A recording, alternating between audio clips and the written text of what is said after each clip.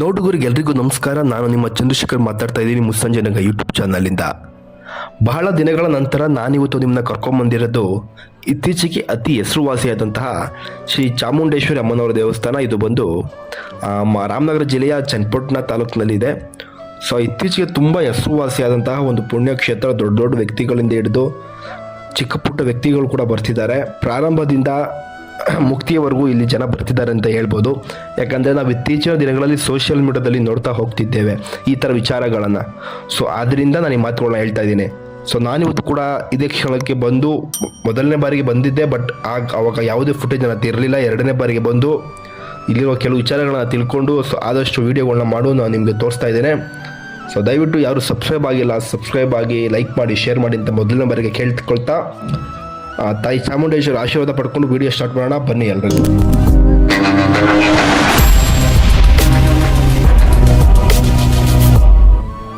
ನಮ್ಮ ಜರ್ನಿ ಇವಾಗ ಅಮ್ಮನವರ ಮುಂದೆ ಎಂಟ್ರೆನ್ಸ್ ನೋಡ್ಕೊಡ್ತಾ ಹೊರಡ್ತಾ ನಮ್ಮ ಜರ್ನಿ ಇಲ್ಲಿಂದ ಸ್ಟಾರ್ಟ್ ಆಗುತ್ತೆ. ಅಮ್ಮನವರ ಮುಖ್ಯ ದ್ವಾರ ಅಂದರೆ ಗರ್ಭಗುಡಿ ಅಂತ ಏನು ಹೇಳ್ತಾರೆ ಅದು ಇದು ಎಂಟ್ರೆನ್ಸ್ ಒಳಗಡೆ ಹೋಗ್ತಾ ಇದ್ದೇನೆ. ಸೊ ನೀವು ಇಲ್ಲಿ ಎಡಗಡೆ ನೋಡ್ಬೋದು ಒಂದು ವಿಗ್ರಹ ಕೂಡ ಕಾಣಿಸ್ತಿದೆ. ಅಮ್ಮನವರ ಮತ್ತೊಂದು ಪ್ರತಿರೂಪವಾದಂಥ ವಿಗ್ರಹ ಕೂಡ ಕಾಣಿಸ್ತಿದೆ. ಸೊ ಎಲ್ಲ ಭಕ್ತಾದಿಗಳಿಗೂ ಇದು ಅವಕಾಶವಿದೆ ದರ್ಶನ ಮಾಡೋಕ್ಕೆ. ಸೊ ಇದು ಗರ್ಭಗುಡಿಯ ಒಳಗಡೆ ಇರುವಂತಹ ವಿಸ್ತೀರ್ಣವಾದಂತಹ ಜಾಗ. ಇಲ್ಲಿ ಅಮ್ಮನವರ ವಿಗ್ರಹ ಕೂಡ ಇದೆ, ಜೊತೆಗೆ ಮಂಗಳಾರತಿ ಮತ್ತು ಇನ್ನೊಂದು ವಿಗ್ರಹ ಕೂಡ ಇದೆ. ನೀವು ಇಲ್ಲಿ ನಾನು ತೋರಿಸ್ತೀನಿ, ನಿಮಗೆ ಮುಂದೆ ಹೋಗ್ತಾ ತೋರಿಸ್ತೀನಿ. ಸೊ ನೀವು ಇಲ್ಲಿ ನೋಡ್ತಾ ಇದ್ದೀರಲ್ಲ ಅಮ್ಮನವರ ವಿಗ್ರಹ ಕೂಡ, ಗರ್ಭಗುಡಿ ವಿಗ್ರಹ ಕೂಡ ಕಾಣ್ತಾ ಇದೆ. ಅಮ್ಮನವರ ಸನ್ನಿಧಿ ಅಂತ ಕೂಡ ಇಲ್ಲಿ ಮುಖ್ಯ ದ್ವಾರ ಆಗಿದೆ. ಸೊ ನಾನು ಬಂದಾಗ ಸಮಯ ಆಲ್ರೆಡಿ 3 ಗಂಟೆ ಹತ್ತತ್ರ ಆಗ್ತಾ ಇತ್ತು. ಸೊ ನೀವು ನೋಡ್ತಾ ಇರೋದು ಇದು ಶ್ರೀ ಶ್ರೀ ಶ್ರೀ ಚಾಮುಂಡೇಶ್ವರಿ ಅಮ್ಮನವರು ಅಂದರೆ ಕ್ಷೇತ್ರ ಗೋಡ್ಗರೆಯ ಅಮ್ಮನವರ ವಿಗ್ರಹ ಕೂಡ ಆಗಿದೆ. ನಾನು ನಿಮ್ಗೆ ತೋರಿಸ್ತೀನಿ. ಇಲ್ಲಿ ಮುಂದೆ ಬಂದು ಮತ್ತೆ ಹಿಂದೆ ಬಂದು ಇಲ್ಲಿಂದ ನೋಡುವ ಅವಕಾಶ ಕೂಡ ಸಿಕ್ತು ನನಗೆ. ಸೊ ಅದನ್ನು ಕೂಡ ಇಲ್ಲಿ ನಾನು ನಿಮಗೆ ಹೇಳ್ತಾ ಹೋಗ್ತೀನಿ ಯಾವ ರೀತಿ ಸಿಕ್ತು ಏನು ಅಂತ. ಯಾಕಂದರೆ ಸಿಕ್ಕಾಪಟ್ಟೆ ಜನ ಇದ್ದಿದ್ದ ಕಾರಣ ಅಲ್ಲಿದ್ದಂತಹ ಮುಖ್ಯ ದ್ವಾರದ ಮುಂದೆ ಮತ್ತು ಹಿಂದೆ ಮತ್ತು ಆಡಳಿತ ಮಂಡಳಿಯವರೆಲ್ಲ ಸ್ವಲ್ಪ ಜನನ ಬೇಗ ಕ್ರೌಡ್ನ ಕಮ್ಮಿ ಮಾಡೋಕ್ಕೆ ಕಳಿಸ್ತಾ ಇದ್ರು. ಸೊ ನಮ್ಮ ಅದೃಷ್ಟ ಹಿಂದೆ ಬಂದು ಮತ್ತೆ ದರ್ಶನ ಮಾಡಿಕೊಂಡು ಹೊರಟಿವಿ. ಇಲ್ಲಿಂದ ಆಚೆ ಹೋಗುವ ಒಂದು ಎಂಟ್ರೆನ್ಸ್ ಕೂಡ ಇದೆ. ಮುಂದೆಯಿಂದ ಬಂದು ಅಮ್ಮನವ್ರನ್ನ ದರ್ಶನ ಮಾಡಿಕೊಂಡು ಈ ಜಾಗದಿಂದ ಆಚೆ ಹೋದ್ರೆ ಇಲ್ಲಿಂದ ಒಂದು ವ್ಯೂ ಕಾಣಿಸುತ್ತೆ. ಏನಂದರೆ ಆಲ್ಮೋಸ್ಟ್ ಗೌಡ್ಗೆರೆಯ ಅಮ್ಮನವರ ಸನ್ನಿಧಿ ಸುತ್ತಮುತ್ತ ಏನೇನಿದೆ ಎಲ್ಲ ಕಾಣಿಸುತ್ತೆ.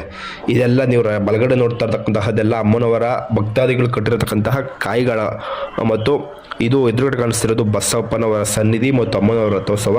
ಮತ್ತು ಇದು ನಿಮ್ಗೆ ಗೊತ್ತೇ ಇದೆ ವಿಗ್ರಹಗಳು. ಈ ವಿಗ್ರಹ ನೋಡಿದಾಗಲೇ ಗೊತ್ತಾಗ್ಬಿಡ್ತಿದ್ದು ಯಾವ ಜಾಗ ಎಲ್ಲಿದ್ದೀವಿ ನಾವು ಅಂತ. ಸೊ ಇದು ಪಂಚಲೋಹಗಳಿಂದ ನಿರ್ಮಿತವಾಗಿರುವಂತಹ ಶ್ರೀ ಚಾಮುಂಡಿಯವರ ವಿಗ್ರಹ. ಅದು ಜೊತೆಗೆ ಇದು ಅಮ್ಮನವರ ಗರ್ಭಗುಡಿಯ ಹಿಂಭಾಗ ಇರುವಂತಕ್ಕಂಥ ಒಂದು ಶ್ರೀಚಕ್ರ ಅಂತ ಒಬ್ರು ಹೇಳಿದ್ರು, ಒಬ್ರು ಆಂಜನೇಯನ ಒಂದು ವಿಗ್ರಹ ಅಂತ ಕೂಡ ಹೇಳಿದ್ರು. ಬಟ್ ಎನಿವೆ ಏನು ಮಾಡ್ತಿದ್ದಾರೆ ಅಂದರೆ ಇಲ್ಲಿ ಅವ್ರು ಅರ್ಕೆ ಮಾಡಿಕೊಂಡು ಕಾಯಿನ ಅಂಟ್ಕೊಂಡ್ರೆ ಏನೋ ಆಗುತ್ತೆ, ಏನೋ ಒಂದು ನಂಬಿಕೆ, ಒಂದು ಸತ್ಯತೆ ಕೂಡ ಜನರಲ್ಲಿ ಇದೆ. ಸೊ ಒಳ್ಳೇದಾಗಲಿ ಅಂತ ಹೇಳ್ತಾ ಇಲ್ಲಿಂದ ಮುಂದೆ ಹೋಗಿ ಸೊ ನಾನು ದರ್ಶನ ಮಾಡಿಕೊಂಡು ಅಲ್ಲಿ ಕೆಳಗಡೆ ಒಂದು ಶ್ರೀಚಕ್ರ ಥರ ಇತ್ತು, ಅದನ್ನು ತೋರಿಸ್ತೀನಿ ನಿಮಗೆ. ಸೊ ಅದನ್ನು ದರ್ಶನ ಮಾಡಿಕೊಂಡು ಮುಂದೆ ಹೋಗಿ ಮಂಗಳಾರತಿ ಕೊಟ್ಟರು. ಅಲ್ಲಿನ ಮಂಗಳಾರತಿ ತೀರ್ಥ ತಗೊಂಡು ಮುಂದೆ ಹೋಗಿ ಪಾಸ್ ಆಗ್ತೀನಿ.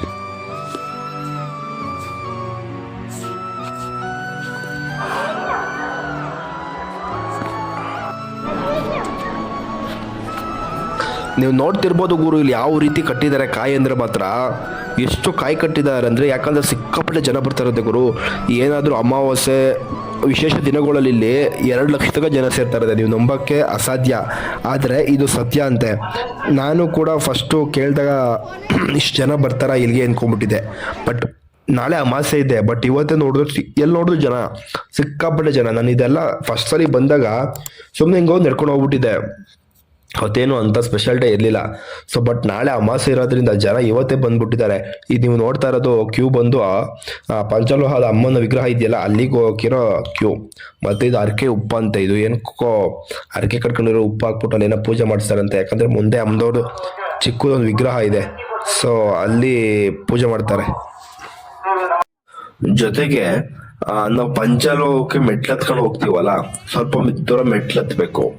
ಸೊ ಬಲ್ಗಡೆ ಮತ್ತೆ ಎಡಗಡೆ ಇಲ್ಲಿ ಒಂಥರ ವ್ಯೂನ ಕ್ರಿಯೇಟ್ ಮಾಡಿದ್ದಾರೆ. ಯಾಕಂದ್ರೆ ಮೇಲ್ಗಡೆ ಹುಲಿ, ಸಿಂಹ, ಚಿರತೆಗಳ ತರ ಕಾಡು ಪ್ರಾಣಿಗಳನ್ನ ಹಾಕಿ ಬಲ್ಗಡೆ ಕಾಯಿ ಕಟ್ಟತಕ್ಕಂಥ ವ್ಯವಸ್ಥೆ ಆಗಿರ್ಬೋದು, ಮತ್ತೆ ಎಡಗಡೆ ಮತ್ತು ಬಲಗಡೆ ಆ ಕಡೆ ಫುಲ್ಲು ಕಡೆಗೆ ಮೆಟ್ಲಲ್ಲಿ ಒಂದೊಂದು ಸ್ವಲ್ಪ ದೂರ ಒಂದೊಂದು ದೇವ್ರ ವಿಗ್ರಹಗಳು ಕೂಡ ಪ್ರತಿಷ್ಠಾಪನೆ ಮಾಡಿದ್ದಾರೆ. ನೋಡಿ ನಾನು ಇಲ್ಲಿ ತೋರಿಸ್ತಾ ಇದ್ದೀನಿ ನಿಮ್ಗೆ ಇರ್ಬೋದು. ಇದು ವರಹಸ್ವಾಮಿ ಅಂದ್ರೆ ಈ ಕಾಂತಾರ ಮೂವಿ ಇದೆಯಲ್ಲ, ವರಹ ರೂಪಂ ಆ ದೇವರಿದು. Okay, so Varahaswamy. ಸೊ ಇದು ದಕ್ಷಿಣ ಕನ್ನಡದ ಕಡೆ ಹೆಚ್ಚಾಗಿ ಪೂಜೆ ಮಾಡ್ತಾರೆ. ಇದು ನರಸಿಂಹಸ್ವಾಮಿ ಆಗಿರ್ಬೋದಕ್ಕಂತಹದ್ದು. ಮುಂದೆ ಹೋದ್ರೆ ಅಮ್ಮನವರ ಹತ್ತಿರಕ್ಕಂತಹ ಇರುವ ಒಂದು ಜಾಗದಲ್ಲಿ ಮತ್ತೊಂದು ವಿಗ್ರಹ ಕೂಡ ಪ್ರತಿಷ್ಠಾಪನೆ ಮಾಡಿದ್ದಾರೆ. ನೀವಿಲ್ಲಿ ನೋಡಿ, ಇಲ್ಲಿ ಇದು ಅಮ್ಮನವರ ಪಾದಸ್ಥಳ. ಅಂದರೆ ಸಿಂಹದ ಮೇಲೆ ನಿಂತಿರತಕ್ಕಂತಹ ಚಾಮುಂಡಿ ವಿಗ್ರಹವನ್ನು ಇಲ್ಲಿ ಲೋಹದಿಂದ ನಿರ್ಮಿಸಿದ್ದಾರೆ. ಇಲ್ಲಿಂದ ನಾನು ನಿಮಗೆ ಬ್ಯಾಕ್ ತೋರಿಸ್ತೀನಿ, ಅಂದರೆ ಫುಲ್ಲು ಎಂಟ್ರೆನ್ಸ್ ಒಂದು ವ್ಯೂ ತೋರಿಸ್ತೀನಿ, ಯಾವ ಥರ ಇದೆ, ಯಾವ ಥರ ಸ್ಟ್ರಕ್ಚರ್ ಇದೆ ದೇವಸ್ಥಾನ ಸುತ್ತಲೂ. ಮತ್ತು ಅಮ್ಮನವರ ಪಾದತಳದಲ್ಲಿ ಮತ್ತೊಂದು ವಿಗ್ರಹ ಕೂಡ ಇಟ್ಟಿದ್ದಾರೆ ಅಮ್ಮನವ್ರದ್ದೇ. ಸೊ ಅದನ್ನು ಕೂಡ ತೋರಿಸ್ತೀನಿ. ಮತ್ತು ಹಿಂದೆ ಏನೇನೋ ಕನ್ಸ್ಟ್ರಕ್ಷನ್ ಮಾಡ್ತಿದ್ದಾರೆ, ಬಟ್ ಏನಕ್ಕೆ ಅಂತ ಗೊತ್ತಿಲ್ಲ, ಯಾಕಂದರೆ ಫಿನಿಶ್ ಆಗತಕ್ಕ ಏನು ಗೊತ್ತಾಗಲ್ಲ. ನೋಡಿ ಜನ ಎಷ್ಟಿದ್ದಾರೆ ನೋಡಿ. ಇದು ಎಡಗಡೆ ಇರ್ತಕ್ಕಂತಹದ್ದು ಬಸಪ್ಪನವರ ಕ್ಷೇತ್ರ, ಅಂದರೆ ಅವರಲ್ಲಿ ವಾಸವಾಗಿರ್ತಾರೆ. ಸೊ ಅದ್ರ ಮೇಲೆ ಇನ್ನೇನೋ ಕನ್ಸ್ಟ್ರಕ್ಷನ್ ಮಾಡ್ತಿದ್ದಾರೆ. ನೋಡಿ ನಾನು ಹೇಳಿದ್ನಲ್ಲ, ಪಾದಸ್ಥಳದಲ್ಲಿ ಚಾಮುಂಡೇಶ್ವರ ಮತ್ತೊಂದು ವಿಗ್ರಹ ಇದೆ. ಅಲ್ಲಿ ಥರ ಕಾಯಿನ ಅಮ್ಮನವ್ರಿಗೆ ಸಮರ್ಪಿಸ್ಬಿಟ್ಟು ಅಲ್ಲಿಂದ ಕೊಡ್ತಾರಂತೆ. ಅದಾದಮೇಲೆ ನಾವು ಹೋಗಿ ಅಡಿಕೆ ಏನಿದೆ ಹೇಳ್ಕೊಂಡು ಕಟ್ಟಿ ಕೈ ಮುಕ್ಕೊಂಡು ಹೋದರೆ 7 ವಾರ ಬಂದು ಮಾಡಿದ್ರೆ ಒಳ್ಳೇದಾಗುತ್ತೆ ಅಂತ ಈ ಕೆಲವು ಜನ ಕೇಳಿದೆ. ಸೊ ನಿಮಗೂ ಯಾವುದಾದ್ರೂ ಏನಾದರೂ ಇದ್ದರೆ ಹೋಗ್ಬಿಟ್ಟು ಬನ್ನಿ. ಫಲ ಬರುತ್ತೋ ಬಿಡುತ್ತೋ ಸೆಕೆಂಡ್ರಿ, ಬಟ್ ದೇವಸ್ಥಾನನ ದರ್ಶನ ಮಾಡ್ಕೊಬನ್ನಿ. ಪರಶುರಾಮರು ಮತ್ತು ಇಲ್ಲಿ ಬಂದರೆ ಶ್ರೀ ಲಕ್ಷ್ಮೀನಾರಾಯಣ ಸ್ವಾಮಿಗಳು, ಮತ್ತು ಇನ್ನು ಮುಂದೆ ಏಕ ಫುಲ್ಲು ಸ್ಟೆಪ್ಪಲ್ಲೇ ಇದೆ. ನಾನು ನಿಮ್ಗೆ ತೋರಿಸ್ತಿದ್ದೀನಿ. ಇಲ್ಲೊಂದು ದೇವರಿತ್ತು, ಮತ್ತು ಇಲ್ಲೊಂದು ವಿಗ್ರಹ ಇದೆ, ಮತ್ತು ಕೆಳಗಡೆ ಹೋದರೆ ಅಲ್ಲಿ ಒಂದು ಕೂಡ ವಿಗ್ರಹ ಇದೆ ಕೊನೆಯದಾಗಿ. ಸೊ ಅಲ್ಲಿ ಮುಂದೆ ಕಾಣಿಸ್ತಿರ್ತಕ್ಕಂಥದ್ದು ಇನ್ನೊಂದು ವಿಗ್ರಹ, ಇದು ಹಯಗ್ರೀಯ ಸ್ವಾಮಿ. ಸೊ ಏನಿದು ಅಂದರೆ ಮಂತ್ರಾಲಯದಲ್ಲಿ ರಾಘವೇಂದ್ರ ಸ್ವಾಮಿಗಳು ಹಯಗ್ರೀವ ಸ್ವಾಮಿ ಅವ್ರದ ಒಂದು ವಿಗ್ರಹ ಕೆತ್ತಿದ್ದಾರೆ. ಅವ್ರ ಕೈಯಾರೆ ಕೂಡ ಬರೆದಿರ್ತಕ್ಕಂಥ ಹಯಗ್ರೀವ ವಿಗ್ರಹ ಕೂಡ ಇದೆಯಂತೆ. ಜೊತೆಗೆ ಅವರು ಮಂತ್ರಾಲಯದಲ್ಲಿ ಏನಿದೆ ಮಂತ್ರಾಲಯದಲ್ಲಿ ರಾಘವೇಂದ್ರ ಸ್ವಾಮಿಗಳದ್ದು ಇದೆಯಲ್ಲ ಬೃಂದಾವನದಲ್ಲಿ ಆಸೀನರಾಗಿದ್ದಾಗ ಆ ಬೃಂದಾವನೆಲ್ಲ ಕ್ಲೋಸ್ ಮಾಡಿರ್ತಾರೆ. ಅದಾದಮೇಲೆ ಅಪ್ಪಣ್ಣಾಚಾರ್ಯ ಸ್ವಾಮಿಗಳು ಬಂದು ರಾಘವೇಂದ್ರ ಸ್ವಾಮಿಗಳು ಹೇಳ್ದಲೇ ಹೋಗಿದ್ದಾರೆ ಅಂದಾಗ ಆ ಬೃಂದಾವನದ ಕೆಳಗಡೆಯಿಂದ ಎದ್ದು ಬಂದು ಹಯಗ್ರೀವ ಮಂತ್ರವನ್ನು ಹೇಳಿದ್ರು ಅಂತ ಒಂದು ಪುಸ್ತಕದ ಉಲ್ಲೇಖವಿದೆ. ಅದು ಸಖತ್ತಾಗಿದೆ, ನೀವು ಓದಿ, ಚೆನ್ನಾಗಿದೆ. ನಾನು ಹೇಳಿದ್ನಲ್ಲ, ಇದು ಚಾಮುಂಡೇಶ್ವರ ದೇವಸ್ಥಾನದ ಪಂಚಲೋಕದ ಮುಂಭಾಗ, ಮತ್ತು ಅಲ್ಲಿ ಚಿಕ್ಕ ವಿಗ್ರಹ ಕೂಡ ಇದೆ. ಅಲ್ಲಿ ಪೂಜೆ ಅರ್ಕೆಗಳನ್ನ ಮಾಡಿಕೊಂಡು ಕಾಯಿ ಕಟ್ಬಿಟ್ಟು ಹೋಗ್ತಾರೆ. ಇದು ಮ್ಯೂಸಿಯಂ ಅಂತೆ, ಅಂದರೆ ಪಂಚಲೋಹದ ಕೆಳಗ ಭಾಗದಲ್ಲಿ ಅತ್ಯದ್ಭುತವಾಗಿದೆಯಂತೆ ಮ್ಯೂಸಿಯಮು. ಸೊ ನಾನು ನಿಮ್ಗೆ ಅದನ್ನ ತೋರಿಸ್ತೀನಿ. ಎಂಟ್ರೆನ್ಸ್ ಕೂಡ ಒಳಗಡೆ ಟಿಕೆಟ್ ತೊಗೊಂಡು ಹೋಗಬೇಕು. ಒಬ್ರಿಗೆ 50 ರೂಪಾಯಿ ಟಿಕೆಟ್ ಗುರು, ಅಷ್ಟೇ 50 ರೂಪಾಯಿ ಟಿಕೆಟ್ ತೊಗೊಂಡು ಹೋದರೆ ಒಳಗಡೆ ನಿಮಗೆ ಒಂದು ಯೂಸ್ ಇದೆ. ಯಾಕಂದರೆ ಒಳಗಡೆ ಏನೇನೋ ಸ್ಥಾಪನೆ ಇದೆ. ಸೊ ನಾನು ನಿಮ್ಗೆ ತೋರಿಸ್ತಾ ಹೋಗ್ತೀನಿ, ಬನ್ನಿ. ಸಂಜಯ್ ನಗು ಯಾವುದು ಯೂಟ್ಯೂಬ್ ಚಾನಲ್? ಅದೇ ಸಂಜಯ್ ನಗು. ಇಲ್ಲಿಂದ ಪ್ರಾರಂಭವಾಗುತ್ತೆ. ಮೊದಲ ಬಾರಿಗೆ ನಮ್ಮ ಆದಿ ಕವಿಗಳನ್ನ ನೋಡಿಕೊಂಡು ರನ್ನ, ಪೊನ್ನ, ಪಂಪ, ಚೆನ್ನ ಇಂಥ ಅತ್ಯದ್ಭುತ ಕವಿಗಳನ್ನ ವಿಗ್ರಹ ಕೂಡ ಇಲ್ಲಿ ಪ್ರತಿಷ್ಠಾಪನೆ ಮಾಡಿರೋದು ಒಂದು ತುಂಬ ಅತ್ಯದ್ಭುತವಾದ ವಿಚಾರ ಕೂಡ ಹೌದು. ಜೊತೆಗೆ ಇಷ್ಟೇ ಅಲ್ಲ, ಇನ್ನೂ ಅನೇಕ ವಿಗ್ರಹಗಳನ್ನ ಇಲ್ಲಿ ಪ್ರತಿಷ್ಠಾಪನೆ ಮಾಡಿದ್ದಾರೆ. ಮತ್ತು ಜೊತೆಗೆ ಒಳ್ಳೊಳ್ಳೆ ವಿಚಾರಗಳನ್ನು ಇಲ್ಲಿ ಐಕ್ಯವಾಗಿ ಇಟ್ಟಿದ್ದಾರೆ. ಯಾಕಂದರೆ ಇಲ್ಲಿ ಬಂದು ದೇವಸ್ಥಾನ ದರ್ಶನ ಮಾಡಿಕೊಂಡು ಮತ್ತು ಅರ್ಕೆಗಳನ್ನ ಬೇಡ್ಕೊಂಡು ಹೋಗೋದ್ರ ಅಷ್ಟೇ ಅಲ್ಲದೆ, ಇಲ್ಲಿ ಬಂದು ಈ ಅಮ್ಮನವರ ಪಂಚಲೋಕದ ವಿಗ್ರಹದ ಕೆಳಭಾಗದಲ್ಲಿದೆ ಈ ಮ್ಯೂಸಿಯಂ. ಇಲ್ಲಿ ಬನ್ನಿ, ಯಾಕಂದರೆ ಇಲ್ಲಿ ಬಂದರೆ ಏನೋ ಒಂಥರ, ಅಲ್ಲಿ ಹೋದರೆ ಅಮ್ಮನವ್ರ ಜೊತೆ ಪಾಸಿಟಿವ್ ಮೈಂಡ್ ಬಂದರೆ, ಇಲ್ಲಿ ಬಂದರೆ ಮನಸ್ಸಿಗೆ ತನ್ನದೇ ಆದ ಒಂದು ರೀತಿ ಒಂದು ನೆಮ್ಮದಿ ಕೂಡ ಇಲ್ಲಿ ಕ್ರಿಯೇಟ್ ಆಗುತ್ತೆ. ಯಾಕಂದರೆ ಇಲ್ಲಿರೋರೆಲ್ಲ ಅಂಥ ನೆಮ್ಮದಿ ಕೊಟ್ಟು ಹೋಗಿರ್ತಕ್ಕಂಥ ವ್ಯಕ್ತಿಗಳಲ್ವಾ. ಜೊತೆಗೆ ಈ ಕೆಳಗಡೆ ಜಾಗ ಏನಿದೆ ಫುಲ್ಲು ಕೂಲಾಗಿದೆ ಗುರು. ಎಷ್ಟು ತಣ್ಣಗಿದೆ ಅಂದರೆ ನೋಡ್ತಾ ಇದ್ರೆ ಬೇಜಾರೇ ಆಗಲ್ಲ. ನೋಡ್ತಾರನ್ನ ಇನ್ನೂ ನಿಧಾನಕ್ಕೆ ಹೋಗೋಣ ಅನಿಸ್ತಿರುತ್ತೆ. ನಾನು ಬಹುಶಃ ಇದನ್ನು 1 ಗಂಟೆ ನೋಡಿದ್ದೀನಿ, 1.5 ಅವರ್ ನೋಡಿದ್ದೀನಿ ನಿಧಾನಕ್ಕೆ ಒಂದೊಂದೇ. ಯಾಕಂದರೆ ಒಬ್ಬೊಬ್ಬರು ವ್ಯಕ್ತಿಗಳನ್ನ ನೋಡ್ತಾ ಇದ್ದಾರೆ, ಅವ್ರ ಬಗ್ಗೆ ನಮಗೆ ಗೊತ್ತಿದ್ರೆ ಕಲ್ಪನೆಗಳು ಹುಡ್ಕೋತಾ ಹೋಗುತ್ತೆ. ಸೊ ಹೀಗಿದ್ರೇನೋ, ಈ ಥರ ಬರೆದಿದ್ರೇನೋ, ಸೊ ಈ ಥರ ಇವ್ರು ಬದುಕಿದ್ರು, ಅಥವಾ ಅವರ ವಿಚಾರ ಭಾವನೆಗಳನ್ನ ನಾವು ಮೆಲ್ಕಾಕ್ತಾ ಹೋಗ್ಬೇಕು. ಸುಮ್ಮನೆ ವಿಗ್ರಹ ನೋಡ್ಕೊಂಡು ಹೋದ್ರೆ ಏನು ಬಂತಲ್ವಾ, ಅವರ ವಿಚಾರಗಳನ್ನ ಮೆಲ್ಕಾಕ್ತಾ ಹರಿಹರರಿದ್ದಾರೆ. ಸೊ ಹಾಗಾದರೆ ಹರಿಹರರು ಏನು ಮಾಡಿದ್ರು, ಮತ್ತು ಅವರ ಕಾರ್ಯಸಿದ್ಧಿಗಳೇನು, ಮತ್ತು ಅವರೆಲ್ಲ ಏನೇನು ಬರೆದ್ರು, ಅವನ್ನೆಲ್ಲ ವಿಚಾರಗಳನ್ನು ನಾವು ಮೆಲ್ಕಾಕ್ತಾ ಹೋಗ್ಬೇಕು. ಯಾವುದೇ ಜಾಗ ಹೋಗ್ರೆ ಸುಮ್ಮನೆ ಹಿಂಗೆ ಬಸ್ ಹೋದಂಗೆ ಹೋಗ್ಬಿಡೋದಲ್ಲ, ನಿಲ್ಲಿಸಿ ಅಲ್ಲೆಲ್ಲ ಸ್ಟಾಪ್ ಕೊಡುತ್ತಲ್ಲ ಬಸ್, ಆ ಥರ ನಿಲ್ಲಿಸ್ಬೇಕು, ನೋಡಬೇಕು, ಸ್ವಲ್ಪ ತಿಳ್ಕೊಬೇಕು. ಕೈಲಿ ಮೊಬೈಲ್ ಇರುತ್ತೆ, ಗೂಗಲ್ ಮಾಡಬೇಕು ಇನ್ಫಾರ್ಮೇಷನ್ ಇಲ್ಲ ಅಂದರೆ. ಸೊ ತಿಳ್ಕೊತಾ ಹೋದರೆ, ಚಿಕ್ಕ ಜಾಗದಲ್ಲೇ ವಿಚಾರಗಳನ್ನ ತಿಳ್ಕೊತಾ ಹೋದರೆ ಆಚೆ ಹೋಗೋ ವಯಸ್ಸಲ್ಲಿ ನಾವು ದೊಡ್ಡದಾಗಿ ತಿಳ್ಕೊಂಡಿರ್ತೀವಿ ಏನೋ ಒಂದು. ಬಟ್ ತಿಳ್ಕೊಳ್ಳೋಕ್ಕೆ ಟ್ರೈ ಮಾಡಬೇಕಷ್ಟೇ. ನೋಡಿ, ಗಂಗರ ಪ್ರಸಿದ್ಧ ಮಂತ್ರಿ ಚಾವುಂಡರಾಯ, ನಿಮ್ಗೆ ಚಾವುಂಡರಾಯ ಅಂದರೆ ಗೊತ್ತಿರ್ಬೋದು.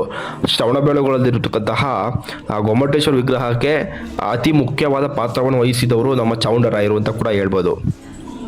ಬಾದಾಮಿ ಚಾಲುಕ್ಯರು, ದೊರೆ ಇಮ್ಮಡಿ ಪುಲಿಕೇಶಿ. ಈ ಇತ್ತೀಚೆಗೆ ನಾನು ಒಂದು ವಿಡಿಯೋ ನೋಡ್ತಾ ಇದ್ದೆ, ಒಂದು ಕನ್ನಡ ಶಾಲೆಯಲ್ಲಿ ಒಬ್ಬರು ಯಾರೋ ಇಂಟರ್ವ್ಯೂ ಹೋಗಿ ಹಂಗೆ ಕೇಳ್ತಾರೆ, ನಮ್ಮ ಕರ್ನಾಟಕ ರಿಲೇಟೆಡು. ಆ ಹುಡುಗಿ ಹೇಳ್ತಾರೆ, ಒಂದು ಇಮ್ಮಡಿ ಪುಲಿಕೇಶಿ ಅಂತ ಹೆಸರು ಹೇಳ್ತಾರೆ. ಅದು ಎಷ್ಟು ಸಖತ್ತಾಗಿದೆ ಆ ವಿಡಿಯೋ ಅಂದರೆ ಒಮ್ಮೆ ನಿಮಗೆ ಸಿಕ್ಕಿದ್ರೆ ನೋಡಿ. ಯಾಕಂದರೆ ಅವ್ರ ಕರ್ನಾಟಕ ಕೊಟ್ಟಿರೋ ಕೊಡುಗೆಗಳು ತುಂಬ ಅತ್ಯದ್ಭುತವಾಗಿದೆ. ಇವತ್ತಿನ ದಿವಸ ನಾವು ಇವನ್ನೆಲ್ಲ ತಿಳ್ಕೊತಾ ಹೋಗ್ಬೇಕು. ಯಾಕಂದರೆ ಇತ್ತೀಚಿನ ದಿನಗಳಲ್ಲಿ ನಾವು ಹಿಸ್ಟ್ರಿನೇ ಮರ್ತ್ಬಿಟ್ಟಿದ್ದೀವಿ, ಹಿಂದೆ ನಡೆದಿರೋ ವಿಚಾರಗಳಂತ ಹೇಳಿ ಮರ್ತ್ಬಿಟ್ಟಿದ್ದೀವಿ.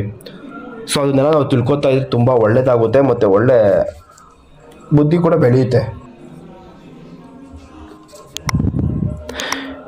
ಇದು ಬಂದು ಅತಿ ಮುಖ್ಯವಾದಂತಹ ವ್ಯಕ್ತಿಗಳ ಒಂದು ಚಿತ್ರಣವಿದೆ ಇಲ್ಲಿ. ಶಂಕರಾಚಾರ್ಯರು, ಮಧ್ವಾಚಾರ್ಯರು, ಇವರವೆಲ್ಲ ಸಿದ್ಧಾಂತಗಳು, ಅದ್ವೈತ ಸಿದ್ಧಾಂತ, ದೈತ್ಯ ಸಿದ್ಧಾಂತ, ಇವುಗಳನ್ನೆಲ್ಲ ನಾವು 8, 9, 10 ಕ್ಲಾಸಲ್ಲಿ ಓದಿದ್ವಿ. ಸೊ ಅವಾಗ ಓದಿದ್ದು ಇವಾಗಲೂ ಕೂಡ ತಲೆಯಲ್ಲಿ ಹಂಗೆ ಇದೆ. ಯಾಕಂದರೆ ಅವ್ರ ಚಿತ್ರ ನೋಡ್ತಿದ್ದಂಗೆ, ಅವ್ರ ಭಾವ ರೂಪವಾದಂಥ ಚಿತ್ರ ನೋಡ್ತಿದ್ದಂಗೆ, ಅಥವಾ ಅವ್ರ ಹೆಸರುಗಳನ್ನ ಕೇಳ್ತಾ ಇದ್ದಂಗೆ, ಅವರ ಸಿದ್ಧಾಂತಗಳು, ಮತ್ತು ಅವರು ಸ್ಥಾಪಿಸಿದ ಪೀಠಗಳು, ಶೃಂಗೇರಿ ಪೀಠ ಆಗಿರ್ಬೋದು, ಮತ್ತೊಂದು ಪೀಠ, ಮೊಗದೊಂದು ಪೀಠ ಆಗಿರ್ಬೋದು, ಅವೆಲ್ಲ ನಮ್ಮ ತಲೆಗೆ ರಪ್ಪಂತ ಬರ್ತವೆ. ಅದು ತುಂಬ ಖುಷಿಯಾಗೋಂಥ ವಿಚಾರಗಳು. ಇವರು ಕಿತ್ತೂರು ರಾಣಿ ಚೆನ್ನಮ್ಮ, ಸಂಗೊಳ್ಳಿ ರಾಯಣ್ಣ, ಇವ್ರ ಬಗ್ಗೆ ನಿಮ್ಗೆ ಇಂಟ್ರೊಡಕ್ಷನ್ ಕೊಡೋಂಗೆ ಇಲ್ಲ ಅನ್ಕೋತೀನಿ. ಯಾಕಂದರೆ ಸಂಗೊಳ್ಳಿ ರಾಯಣ್ಣ, ಕಿತ್ತೂರು ರಾಣಿ ಚೆನ್ನಮ್ಮ ಈ ಸ್ವಾತಂತ್ರ್ಯ ಹೋರಾಟಗಾರರಿಗೆ ತಮ್ಮದೇ ಆದ ರೀತಿ ವಿಶಿಷ್ಟವಾಗಿ ಜನರಿಗೆ ಹತ್ತಿರವಾಗಿ ನಮ್ಮ ದೇಶಕ್ಕೆ ಸ್ವತಂತ್ರ ಬರೋಕ್ಕೆ ಮುಖ್ಯ ಕಾರಣ ಕೂಡ ಆಗಿದ್ದವರು, ಜೊತೆಗೆ ಅತ್ಯುತ್ತಮ ಸಂದೇಶಗಳನ್ನ ಕೊಟ್ಟಿದ್ದವರು ಅಲ್ವಾ. ಹೀಗಿದ್ದಾಗ ನಾವು ಅವ್ರ ವಿಚಾರಗಳನ್ನ ಮರೆಯೋಕ್ಕೆ ಸಾಧ್ಯನೇ ಇಲ್ಲ. ಯಾಕಂದರೆ ನಾವು ತಿಳ್ಕೊಂಡಿರೋದು, ಓದಿರೋದು ಚಿಕ್ಕ ವಯಸ್ಸಾಗಿರ್ಬೋದು, ಆದರೆ ಮತ್ತೆ ರೀಕಾಲ್ ಮಾಡ್ಕೊಳ್ಳೋದು ಈ ವಯಸ್ಸಲ್ಲಿ ಅಲ್ವಾ. ಅದನ್ನ ಮಾಡ್ಕೋತಾ ಹೋಗ್ಬೇಕು. ಇದು ಇನ್ನು ಭಕ್ತರು ಅಂತ ಹೇಳ್ಬೋದು, ಅಥವಾ ಭಗವಂತರು ಅಂತ ಹೇಳ್ಬೋದು, ಗೊತ್ತಾಗಲ್ಲ. ಯಾಕಂದರೆ ಪುರಂದರದಾಸರು, ಕನಕದಾಸರು, ಇವರು ಆಡಿದಂತಹ, ಬರೆದಿದ್ದಂತಹ ಏನಂತ ಹೇಳ್ತಾರೆ ಅದನ್ನು, ಹಾಡುಗಳಾಗಿರ್ಬೋದು, ಅಂಥದ್ದು ಸಾಹಿತ್ಯಗಳಾಗಿರ್ಬೋದು, ಮತ್ತು ಅವರು ಭಗವಂತನ ಇಟ್ಟಿದಂತಹ ಭಕ್ತಿ ಆಗಿರ್ಬೋದು, ನಂಬಿಕೆ ಆಗಿರ್ಬೋದು, ತುಂಬ ತಿಳ್ಕೊಳ್ಳೋ ವಿಷಯ ತುಂಬ ಇದೆ ಈ ಬೇಸ್ಮೆಂಟಲ್ಲಿ. ಸೊ ನಾವು ಅಷ್ಟೇ ತಿಳ್ಕೊಬೇಕಷ್ಟೇ. ಇದು ಬಂದು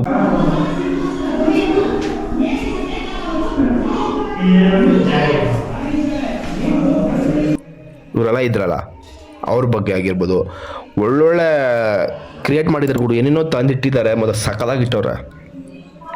ಇವರು ನಮ್ಮ 9ನೇ ಕ್ಲಾಸಲ್ಲಿ ಇತ್ತಲ್ಲ ಪದ್ಯದಲ್ಲಿ ಬುಕ್ಕು, ಹೈದರಾಲಿ ಮತ್ತು ಒನಕೆ ಓಬವ್ವ ಆ ಕೋಟೆನ ಹೇಗೆ ಸಂರಕ್ಷಿಸಿದ್ರು, ಆ ಕಳ್ಳರು ಅಂದರೆ ಈಕೆ ಊಟ ಬಡಿಸ್ತಾ ಇರ್ತಾರೆ, ಹೈದರಾಲಿಗೆ ಊಟ ಬಡಿಸ್ಬೇಕಾದ್ರೆ, ಸೊ ಇವರು ಏನೋ ಮಜ್ಜಿಗೆ ನೀರು ಹೋದಾಗ ಅವರು ನೋಡ್ತಾರೆ ಈ ಥರ ಕಳ್ಳರು ಬರ್ತಾ ಇರೋದಿಲ್ಲ ಒಳಗಡೆ ಅಂತ. ಸೊ ಇವ್ರು ಥಿಂಕ್ ಮಾಡ್ತಾರೆ, ಒಳಗಡೆ ಇವ್ರು ಬಂದರೆ ನಮ್ಮ ಕೋಟೆ ಉಳಿಯೋಕ್ಕೆ ಬಿಡೋಲ್ಲ. ಸೊ ಅಂತ ಹೇಳಿ ಸೀರೆನ ಕಚ್ಚೆ ಕಟ್ಕೊಂಡು ಒನಕೆ ಹೋಗಿ ಎಲ್ಲ ಹೊಡೆದು ಒಬ್ಬೊಬ್ಬರೇ ಸಾಯಿಸ್ತಾ ಇರ್ತಾರೆ.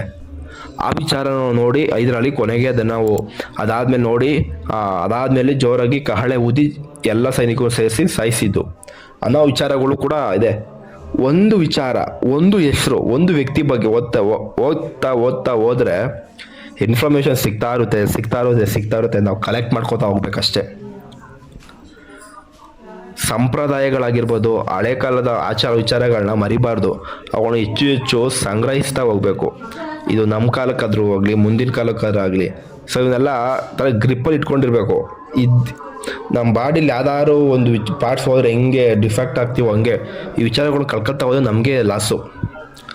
ಮನಸ್ಸಲ್ಲಿ ಇಟ್ಕೋಬೇಕು. ಕವಿರತ್ನ ಕಾಳಿದಾಸ, ನಾಗಚಂದ್ರ, ಅಬ್ಬಾಬಾಬ ಎಂತೆಂಥ ವ್ಯಕ್ತಿಗಳಿದೆ ಚಿತ್ರಣ ಇಲ್ಲಿ ಅಂದರೆ.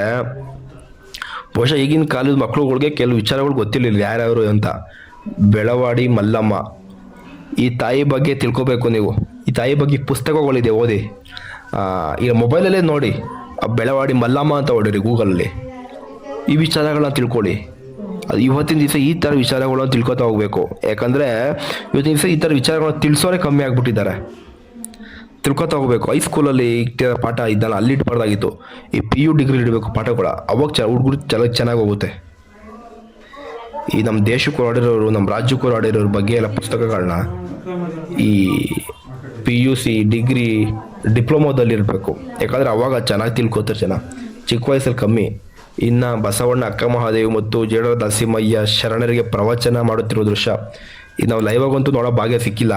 ಈ ಥರ ಒಂದು ಚಿತ್ರಿಸೋದ್ರಿಂದ ಅಥವಾ ಈ ಥರ ಒಂದು ವಿಗ್ರಹಗಳ ಪ್ರತಿಷ್ಠಾಪನೆ ಮಾಡೋದ್ರಿಂದ ನೋಡ್ಬೋದು.